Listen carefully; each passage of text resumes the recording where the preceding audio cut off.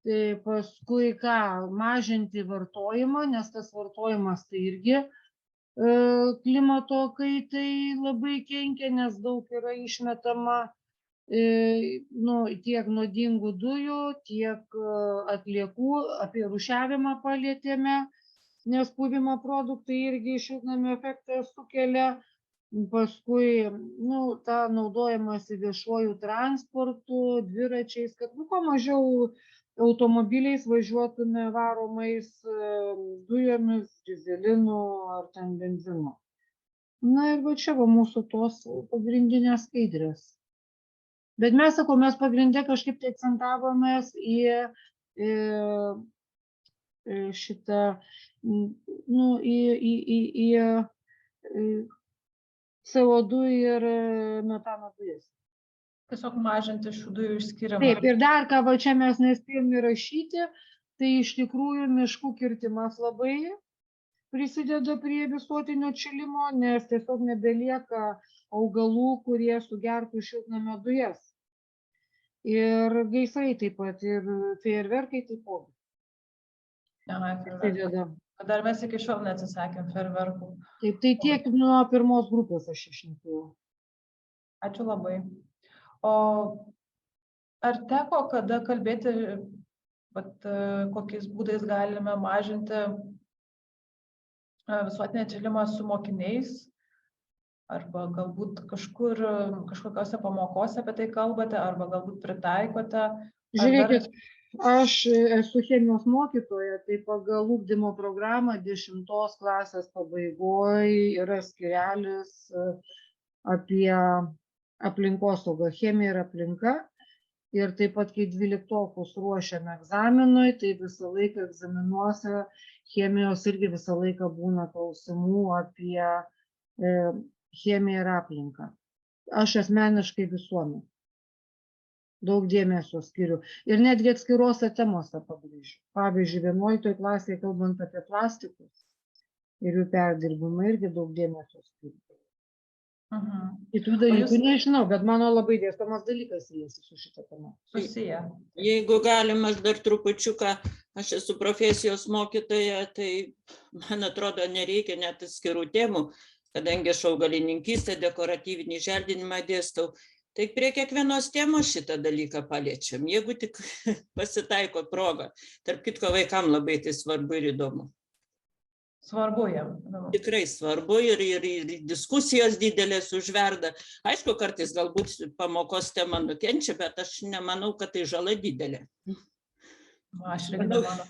O sakykite, pavyzdžiui, kaip jeigu jūs papildomai daug ruošiatės, tiesiog galvoju, galbūt tos temos jums nereikia. Aš manau, kad ar būtina papildomai ruoštis. Taigi mes visą laiką šitą informaciją kiekvieną dieną gaunam. Jei ką nors naujo sužinom, tai iškart stengiamės su vaikais pasidalinti, pažiūrėti, kaip jie reaguoja. Vis tiek yra pakankamai informacijos visur, tiesiog kiekvieną dieną galų gale žinias klausant ir tai jau kažką tai tą temą visada palietė. Tai ir mes stengiamės kiek galima daugiau, nes aš manau, kad šiuo metu tai yra labai labai aktualu. Iš tikrųjų yra ir internete daug ir mokomųjų filmų, apie rūgštų lietų labai puikių yra ir vaikai su mielu noru žiūri, gali duoti integruoti su anglų kalba savo dalyko tą temą, jie iš to filmo gali padaryti skaidrės, tai ir su IT technologijom tiesiog galima daryti integruotas pamokas. Tikrai labai puiku, tikrai. Tai galbūt ir jeigu peržvelgsit mūsų paruoštus pamokas, galbūt irgi jums tiks tas formatas, nes... Aš tikiuosi. Ačiū, būtinai pasinaudosim. Nes tas formatas nieko siųstis nereikia, vietoje viską galima tiesiog atsidarius puslapį lietuvių kalba, tai tiesiog labai tikiuosi, kad išbandysite.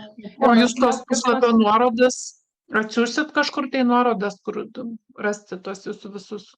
O būtinai atsiųsiu. Aš iš tikrųjų šiandien po mokymų siųsdama turbūt kitos dienos nuorodą, kad galėtumėm priimti visus mokytojus norinčius ir namų darbų užduotis, aš viską pridėsiu, kur ką galima rasti. Puiku.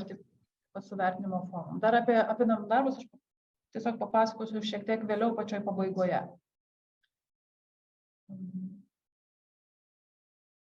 Taip, tai gal tada galime pereiti prie kitos grupės atsakymų. Šitas klausimas buvo, ką žmonės gali padaryti siekiant sumažinti klimato kaitos poveikį. Realiai tai čia tas pats, tik iš kitos pusės. Čia mes per klaidą sudėjome abi grupės. Gal kas nors norite pasisakyti iš šitos grupės? Mažiau valgyti, šitas geras. Mažiau visko vartoti. Mes dabar gyvenam pertekliuje ir pertekliškai visko vartojame, tai čia irgi labai svarbu, manau. Tai mes iš tikrųjų daugiausiai apie tai ir diskutavom ir vat irgi kartu su Ona grupe irgi lygiai taip pat dar prisidedu, kad aš manau, kad tikrai bus naudinga, nes aš pati, pavyzdžiui, dėstau ekonomiką ir ekonomikoje mes ypatingai apie tai daug kalbam, nes ekonomikoje mes, taigi, būtent ištekliai, riboti ištekliai yra viena iš tų pirmųjų temų. Ir apskritai apie labai daug liečiam dabar laimės ekonomikos, ta prasme tarp to, ko tau reikia ir to, ko tu nori.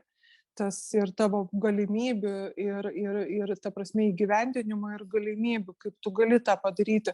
Tai vat vėlgi ir visa tai, ko tu sieki, tau tikrai yra reikalinga, kalbant apie tuos fizinius įvairius daiktus. Tai mes tikrai labai daug kalbėjom apie tai, kad labai reikia ugdyti žmonių sąmoningumą, tiesiog tą patį mąstymą kažkaip, ko tu iš viso sieki ir ar tikrai tie nusipirkti ten kažkokie tai nauji daiktai, ar ten tas susipirktas ten maisto krepšelis, kuris išmestas vėliau, ar jis tikrai tau suteiks laimę gyvenime. Tai mes turbūt visi vieningai pritarėm, kad jaunosios kartos ugdymas, kuris tiesiogiai siejasi su švietimu, turbūt vienas iš svarbiausių yra įrankių šitą mažinti tą klimato iš tikrųjų kaitą. Tai va čia būtų nuo antros grupės. Ir aišku, taip pat buvo paminėta atsinaujinančios energijos šaltiniai, labai svarbu, kas irgi keisti, rūšiavimas be abejo, visi šitie, apie ką daug kalbama. Ačiū. Tikrai taip. Ir šiaip, kol kas dar mes gal negalim įtakoti tos gamybos, tos masinės, bet ir buvo kalbėta vieną daiktą, kuris tarnauja tik tam tikrą laiką. Bet čia gal tiesiog nuo, nežinau, politikos įtakos galėtų tai pasikeisti, bet ką mes galim nuo savęs padaryti, savo įpročius keisti, kaip, pavyzdžiui, neleisti vandenio valantis dantis arba mažiau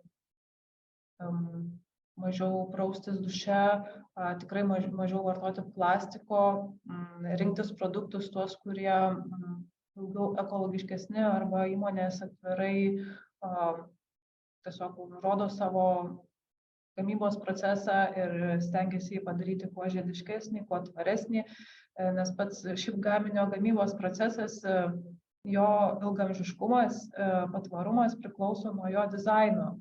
Tai iš esmės tas procesas pats projektavimo gaminio yra svarbus ir jei įmonė nusprendžia jį gaminti kuo tvaresnį, tai jeigu mes rinksimės tą produktą tokį, žinosime, koks tas gamybos procesas, mes prisidėsime prie mažinimo, prie ilgaamžiškumo, prie naudojimo daikto ilgai. Ir dar man labai patiko, ir manau irgi svarbu yra dalintis daiktais, nes iš tikrųjų, pavyzdžiui, sakykime, kūdikių vaikų daiktai, jie greitai išauga ir juos išmesti yra tiesiog labai netgi negražu ir neatsakinga prieš gamtą ir net nebūna sunešioti iki galo. Tai tikrai manau, kad labai yra svarbu. Gal dar kas nors norite pasakyti kažką, kas jums atrodo svarbu? Nes jeigu ne, tai tuomet galime pereiti prie kitos temos. Aš trumpai apžvelgsiu kitą mūsų pamoką. Tai yra tvarumo samprata. Kas tai yra tvarumas, darnus vystymasis. Šiaip tvarus ir darnus vystymasis, aš kiek literatūroje radau, tai yra abu vartojami terminai.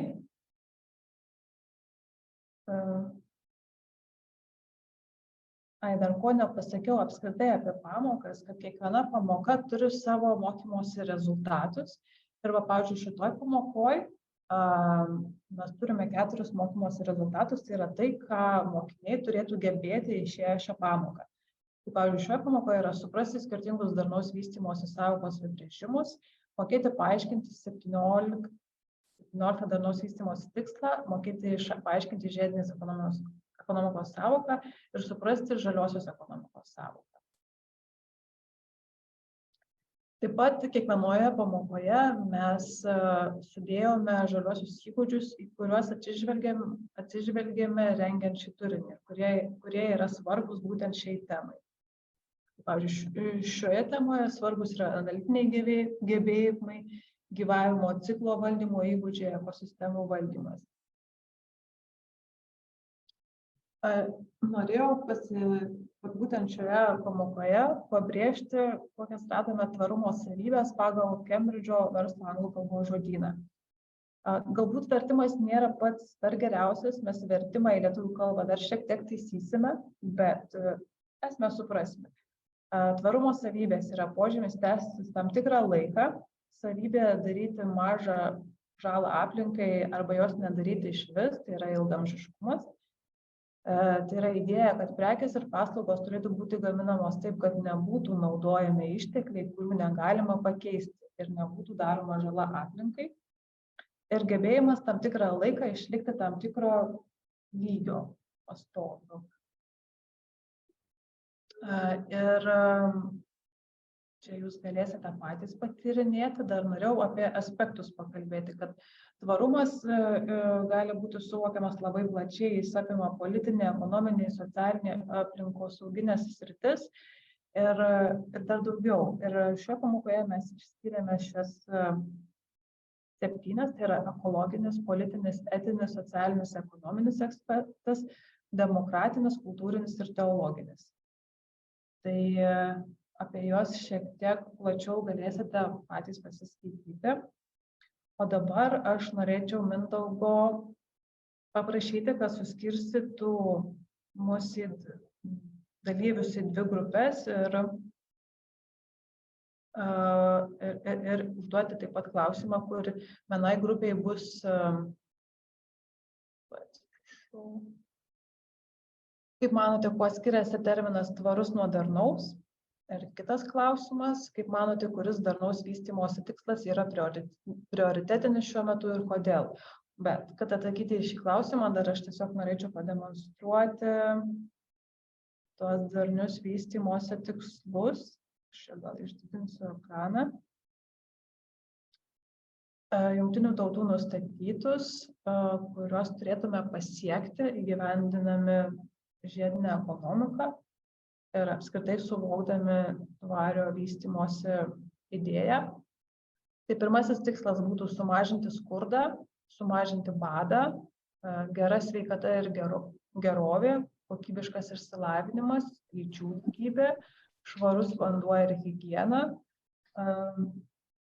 prieinama ir švari energija, deramas darbas ir ekonominis augimas, pramonė, inovacijos ir infrastruktūra, sumažinti nelygybę, darnūs miestai ir bendruomenės, atsakingas vartojimas ir gamyba, sušvelninti klimato kaitos poveikį, gyvybė vandenyse, gyvybė žemėje, taika ir teisingumas, stiprios institucijos, partnerystė įgyvendinant tikslus. Tuomet aš jūs suskirstau į grupės.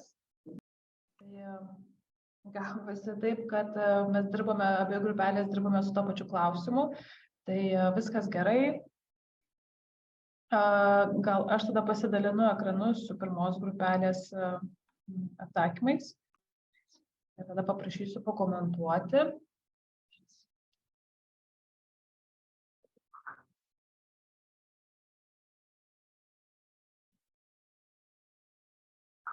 Aš šiek tiek buvau užėjusi į kitą grupę ir atsiprašau, mes ten jums nekėlėme nuorodos ir jūs turbūt dirbote pačiame Zoom'e, klijavote savo idėjas. Tai aš nugirdau, kad didžioji dauguma mano, kad taika yra svarbiausia šiuo metu prioritetinis tikslas. Gal galėtumėt kas nors pakomentuoti, gal norėtumėt pakomentuoti? Nu, mes tai pritarėm, nes iš tikrųjų tai kiek yra, jeigu visi tie pinigai būtų skirti ne karui, o skurdai mažinti ir švietimui ir taip toliau, tai ženkliai prisidėtų. Plus tai, kad buvo kalbėta apie tai, liktai Daiva, ar ne, kad užterštumas yra labai didelis ir kažkas ten išnyko, delfinai ir kas ten. Ne, tai ne kaip delfinai, ta prasme, įtakoja ir tą bioįvairovę, ir jų elgseną, sakykime, ir kaip žmonės stresuoja, taip ir gyvūnai, ir o koks užterštumas, kiek reikės laiko. Čia yra tik sukuria problemas, į kurias irgi reikės investuoti kažkada. Taip, ir čia tai girdžiu. Tai šiai dienai tikrai taika 16. Taip, Bet kaip tos taikos pasiekti, kad matot, kas yra, kad diplomatiniam priemonėm tai neina pasiekti, jeigu mes skirsim tik tai lėšas švietimui savo gerovį ir nepadėsim, tai ateis tas karas ir pas mus, kaip jūs galvojat, kad mes rūpinsim savo ten švietimu, savo darželiai, savo gerovę ir viskas gerai, tas karas pasibaigs. Aš ne apie mūsų lėšas kalbu, aš kalbu apskritai apie pasaulinės lėšas, ta prasme, jeigu tie pinigai būtų skirti ne bombomis. Pasauliniai lėšai būtent reikia, kad labiau skirtų apsiginti, nes dabar duoda tik tai 10%, kiek reikia ir tas karas nesibaigia. O kad greičiau pasibaigtų, tai kaip tik reikia. Aš kalbu taip pat ir apie agresoriaus lėšas. Vat jeigu agresoriaus lėšos būtų skirtos, pavyzdžiui, pasaulio klimato kaitai mažinti. Taip, aš sutinku pilnai. Taip, tada tai taip, nes kažkaip tos sankcijos irgi visi kalba apie tas sankcijas, o realiai tai jos neveikia taip, kaip turėtų, arba labai daug apėjimų, per daug. Kiek vakar girdėjau per žinias, tai tos sankcijos turėtų labiau pasijausti kaip pasakyti, ilgesnėje laiko perspektyvoje, iš tikrųjų dar ta ekonomika atsilaikė. Ir iš esmės karas yra baisu ir kad jis toksai vyksta, visiems yra baisu. Tai taip, iš tikrųjų taip, prioritetinis tikslas turėtų būti šiuo metu taika. Bet kaip ją pasiekti, tai net nežinau. Net nežinau, ar čia galime apie tai diskutuoti. Aš tiesiog galvočiau, kad kiek galim, tiek prisidėti prie apskritai žmonių, ukrainiečių rėmimo, kad išgyventų šią sunkią žiemą. Nes jie ir turbūt ir valgyti neturi, ir šalta, ir elektros trūkinėjimai, ir apskritai didžiulė baimė smurto. Tai taip. Bet jeigu jau šiek tiek pamirštume karą, tai turbūt mano nuomonė asmeninė turbūt būtų bado mažinimas. Ir kaip pasakyti, labai keista, kai vienoj pasaulio vietoj vakaruose mes maistą švaistome ir jo labai daug išmetame, o kitoj pusėje pasaulio to maisto trūksta. Tai čia yra tokia sisteminė, labai didelė kaip ir klaida, blogai veikia sistema ir dėl to žmonės kenčia. Bet iš esmės tas prioritiškumas turbūt mes galime apie tai kalbėti, bet šitie tikslai yra vienas su kitu labai susiję ir vienas kitą įtakoja. Tai jų turim turbūt siekti lygiagrečiai kartu visų. Tai apie tai ir kalba Jungtinės tautos. Mums TRI projekte teko būti mokymuose Nyderlandų karalystėj. Vienoje profesinėje mokykloje yra viskas paremta šiais 17 šiais tikslais ir visur yra tos ikonos ir visur viskas visos profesijos paremtos tiek tvarių žaliavų valdymu, tiek pačių gamybos tvarių procesų, kad kuo mažiau būtų atliekų. Tai aš šiek pasidalinsiu ir mes esame įkėlę į projekto puslapį nuotraukas, aprašymus, kaip mums ten sekosi, ko mes ten išmokome. Tai atsiųsdama rytojos nuorodą taip pat pasidalinsiu ir šią informaciją, jeigu bus jums įdomu, galėsite pasiskaityti. Ir aš tada gal pereisiu prie paskutinės šiandienos pamokos, tai yra būtent žiedinė ekonomika.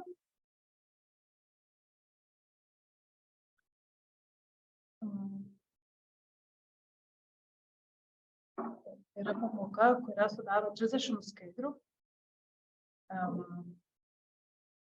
Taip pat kaip ir visuose pamokose yra mokymosi uždaviniai.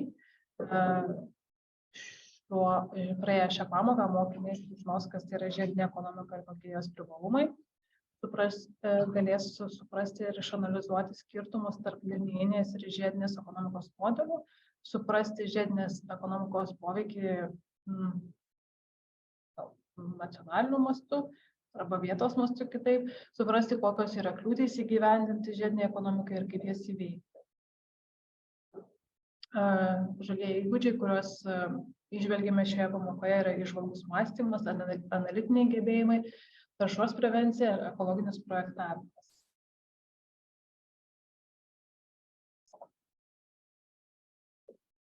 Aš praleisiu šiek tiek skaidrių. Šitą skaidrę noriu paminėti, nes čia yra surašyti pagrindiniai dokumentai, kuriuos sukūrė Europos Sąjunga, norint pereiti prie žiedinės ekonomikos. 15 metais buvo pirmasis žiedinės ekonomikos veiksmų planas, 19 metais žaliasis Europos susitarimas ir 20 metais naujas žiedinės ekonomikos veiksmų planas. Ir tų apibrėžimų yra daug ir Vidas sakė iš pradžių, Europos Sąjunga žiedinė ekonomika apibrėžia taip. Tai yra gamybos ir vartojimo modelis, kuris apima dalymąsi, nuomojimą, pakartotinį naudojimą, taisymą, atnaujinimą ir perdirbimą tiek, kiek įmanoma ilgiau panaudojant turimas medžiagas ir produktus. Daug dėmesio skiriame Ellen MacArthur fondui, nes jisai užsiima veikla, kuri skatina žiedinę ekonomiką įvairiomis formomis ir vienyje daug įmonių. Tai apie tai irgi plačiau yra parašyta pamokoje. Ir norėjau parodyti šitą schemą, kuri, mano supratimu, gerai paaiškina žiedinės ekonomikos išvis prasmę ir idėją. Kad mes turime žaliavas ir iš tų žaliavų projektuojame gaminį arba paslaugą ir turime jį projektuoti, kad jis būtų kuo ilgaamžiškesnis. Mes jį gaminame arba pergaminame, skirstome, vartojame ir tada mes jį galime taisyti ar naudoti pakartotinai. Mes jo neišmetame šiame etape. Ir jeigu jau išmetame, mes jį rūšiuojame, perdirbame ir taip, aišku, yra kažkokios tais galutinės atliekos, kurių jau niekur nepanaudosim. Idealiu atveju žiedinė ekonomika sako, kad produkcija neturėtų turėti išvis jokių atliekų ir visos atliekos turėtų būti panaudotos. Bet čia yra idealiu atveju. Bet siekiamybė ir visas procesas yra toksai, kad kuo mažiau mes išmestume ir kuo daugiau taisytume ir pakartotinai naudotume.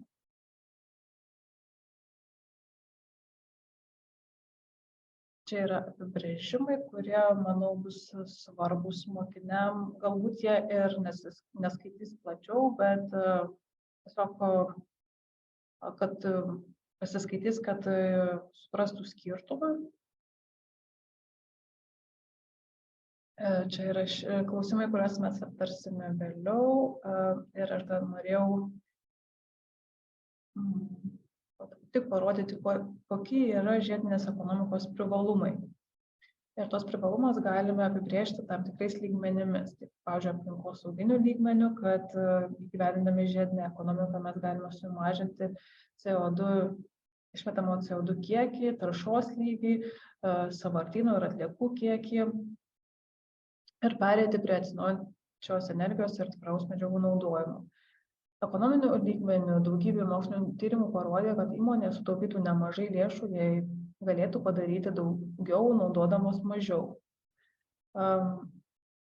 Socialiniu lygmeniu, kadangi daugėja žaliųjų darbo vietų, žaliųjų tai reiškia tokių darbo vietų, kuriam reikalingi tam tikras specialūs žalieji įgūdžiai ir šių, pavyzdžiui, atliekų tvarkymo srityje šių vietų bus 1778 tūkstančiai daugiau.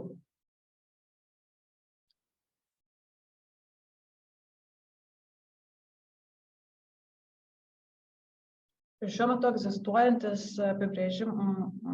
ekonomikos modelis yra linijinis ir jį sudaro vienas po kito einantys etapai, kurie neišvengiamai veda nuo prekės sukūrimo iki jos mirties. Tai yra gamyba, skirstymas, naudojimas, atliekos, išmetimas. Ir kad šitas modelis tęstųsi, mes turėtumėm turėti neišsemiamą resursų kiekį, bet taip nėra. Todėl mums reikia pereiti prie mąstymo, kad daiktus turime remontuoti, naudoti pakartotinai ir perdirbti.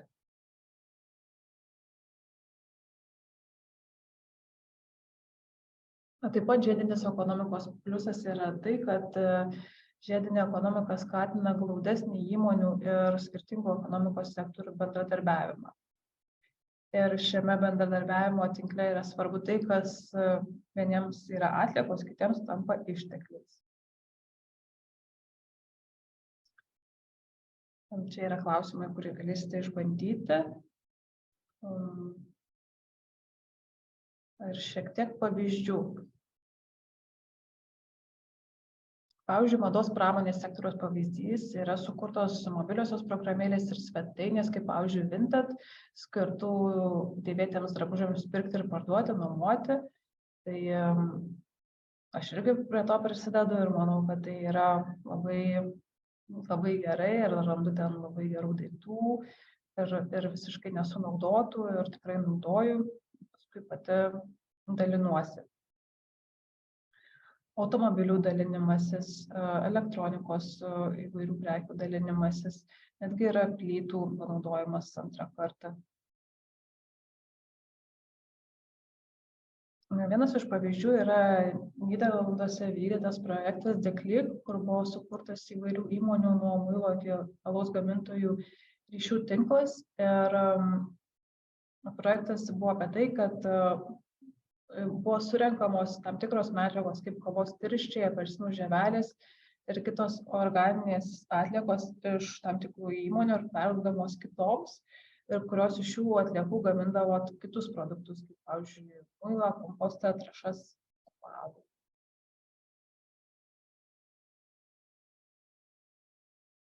Tai gal aš ir užbaigsiu šį pristatymą. Ir tada paprašysiu Mindaugo, kad suskirstytų vėl mus į 3 grupelės ir kiekvienai grupeliai po klausimą esu vėl paruošusi. Tai aš dabar jau neskaitysiu, jūs tiesiog patys čia atlange rasite klausimą. Ir paskui vėl mes po kokių 15 minučių sugrįšime aptarti. Ir tada bus galutinis aptarimas ir šiai dienai atsisveikinsime. Tai dar kviečiu dar šiek tiek kantrybės, šiek tiek dar galbūt išsakyti savo mintis. Tai sveiki sugrįžę. Šiaip labai galiu pasidžiaugti, kad mūsų dalyviai beveik prastai išmetate, galėtumėte panaudoti, pataisyti ir atnaujinti. Tai čia tikrai kūrybiškų variantų pasiūlėte. Tai labai džiaugiuosi, gal kažkas dar norėtų žodžiu pasakyti.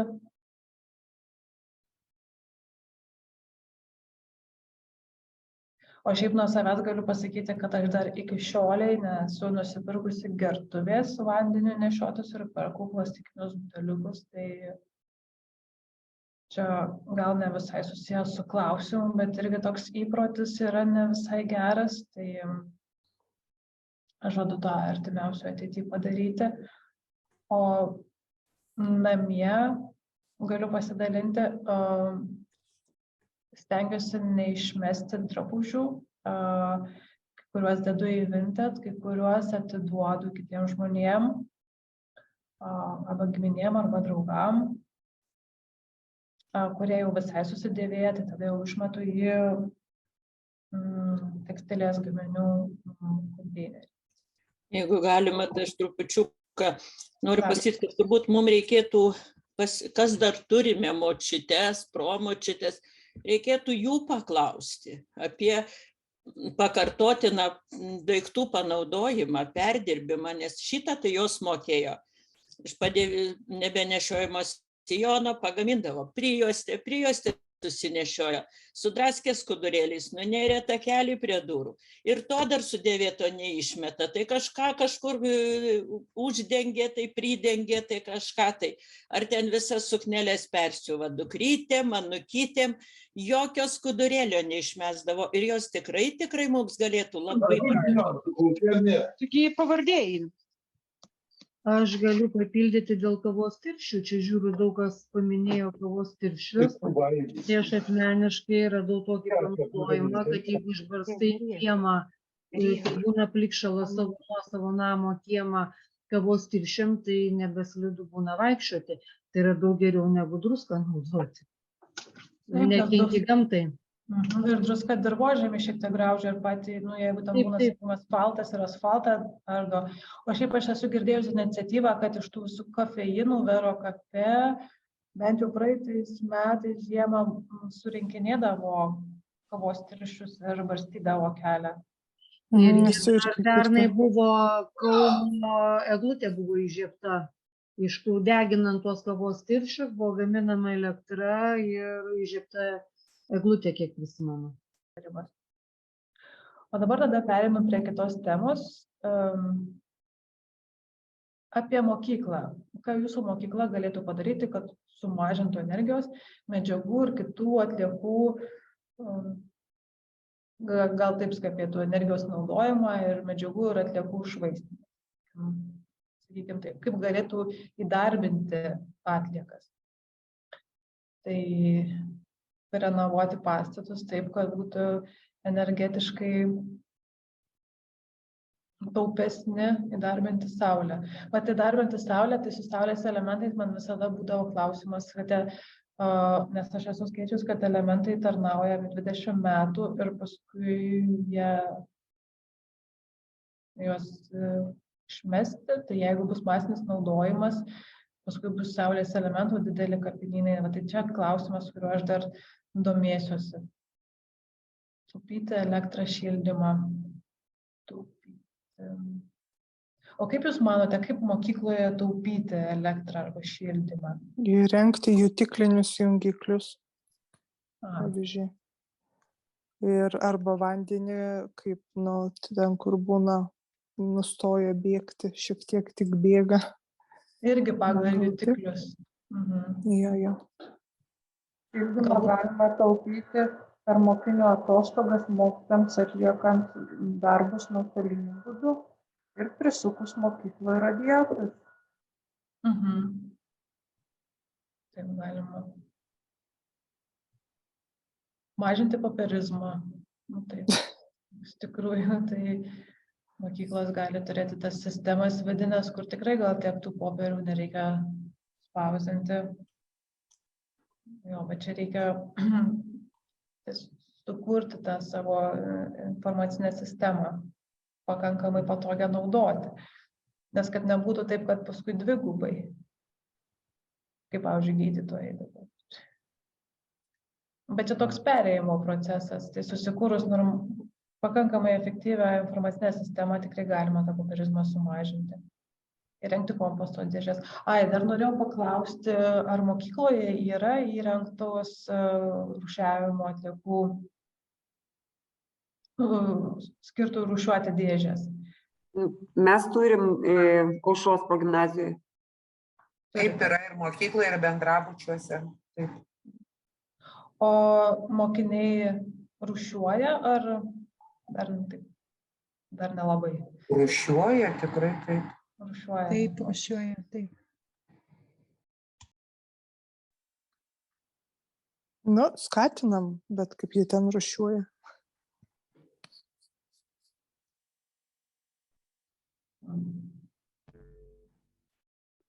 Tai aš labai noriu visiems padėkoti šiandien už